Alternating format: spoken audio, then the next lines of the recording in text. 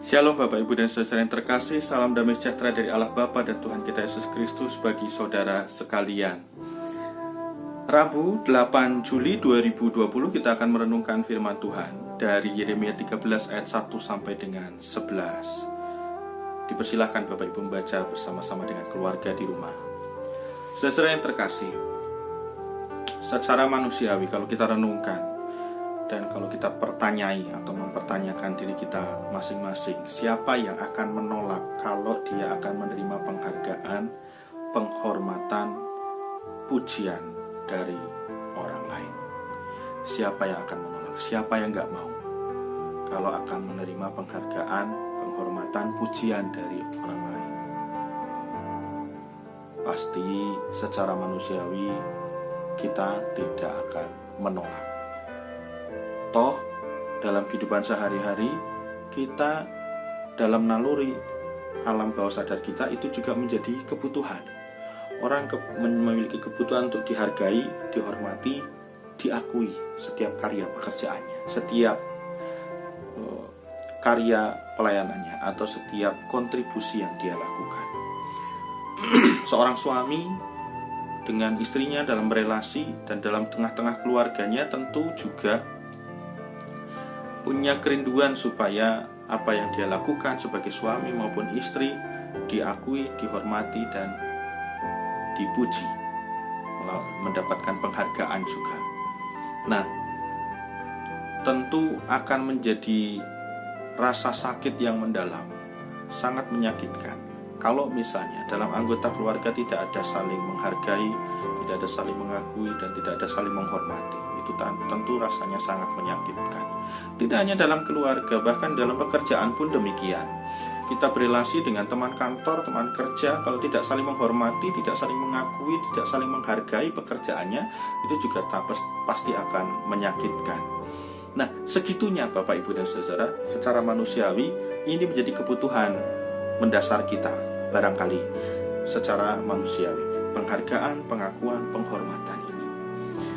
Bahkan tidak jarang kita temui ada orang yang saking pengen dihargai, dihormati, dan diakui oleh sesamanya manusia, itu dia melakukan apa saja, apapun dia lakukan, hanya untuk mendapatkan 3 hal itu: penghargaan, pengakuan, dan penghormatan.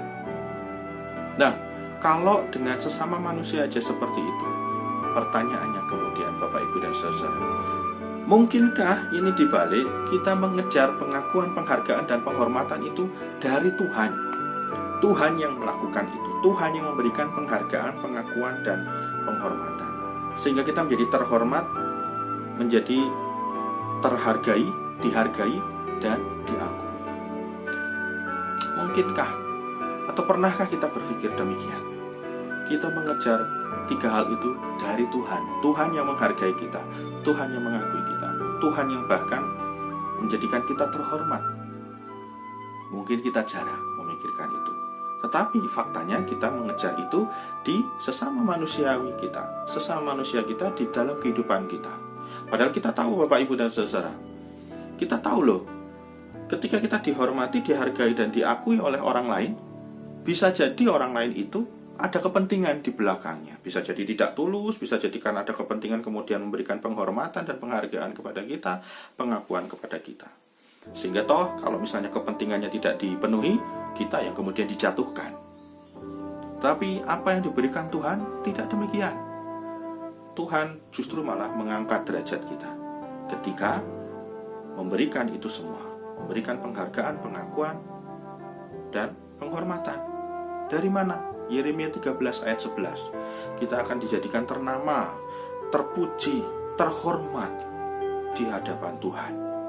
Syaratnya apa? 1, kita mau dekat sedekat ikat pinggang yang melekat dalam tubuh Tuhan. Ikat pinggang dalam konteks situasi ketika itu, dalam perjanjian lama, itu adalah simbol status, simbol penghargaan. Nah, pertanyaannya, maukah kita sedekat itu dengan Tuhan, yang melilit pinggang Tuhan, yang menunjukkan penghormatan, penghargaan, menggambarkan status?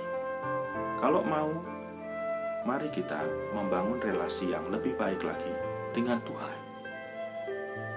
Penghormatan di dunia ini tidak abadi, tidak kekal. Penghargaan dan pengakuan di dunia ini tidak kekal, bahkan bisa jadi tidak tulus.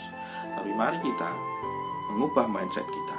Mari kita lebih dekat sehingga Tuhan menaikkan derajat kita, menaikkan status penghormatan, status kita di hadapan Tuhan. Dia yang akan membuat kita ternama di hadapan Tuhan. Dia akan yang membuat kita terhormat di hadapan Tuhan.